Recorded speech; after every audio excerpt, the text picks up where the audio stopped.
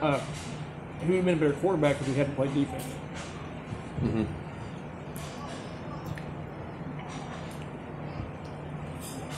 I mean, he was a decent defensive player, but you had other players that could have done that. If he could have just concentrated on being quarterback, I think it would have been better.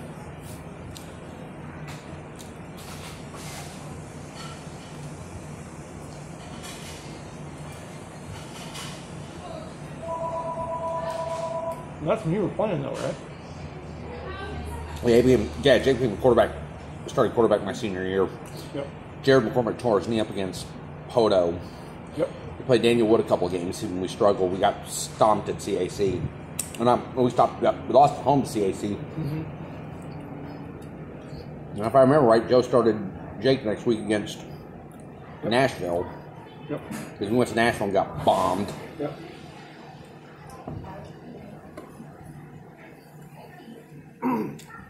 I always remember the year that year they played Malvern.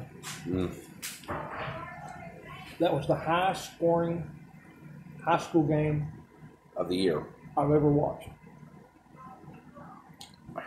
Highest scoring game I ever watched was a Pottsville Mina game, if I remember right. That Mina Malvern game was over 100 points. Malvern won, was it 58 or 60 something to 48? Mm-hmm. That was a huge amount of points. I still remember Jeff's first year. I still remember Jeff's first win at Mina. Mm-hmm. My senior, or I was in college. It was my birthday. I even remember it. It was my 21st birthday, October 16, 2009, at home against Arkadelphia. And how wild and crazy that game was. Yeah. From the opening kick.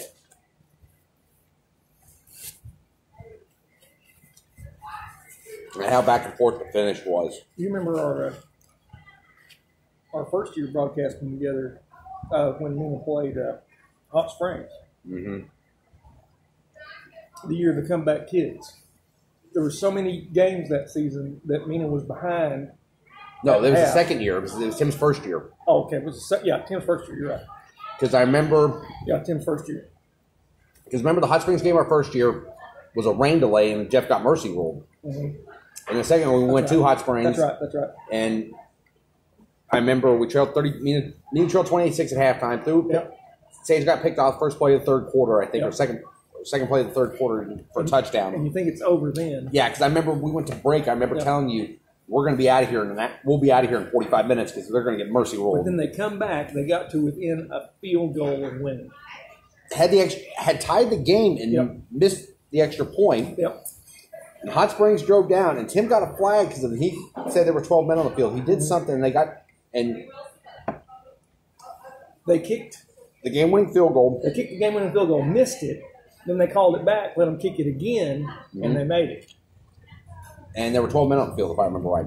Yeah, I've been livid. I mean, we should have won that game because we were up by 2. They had to kick the field goal.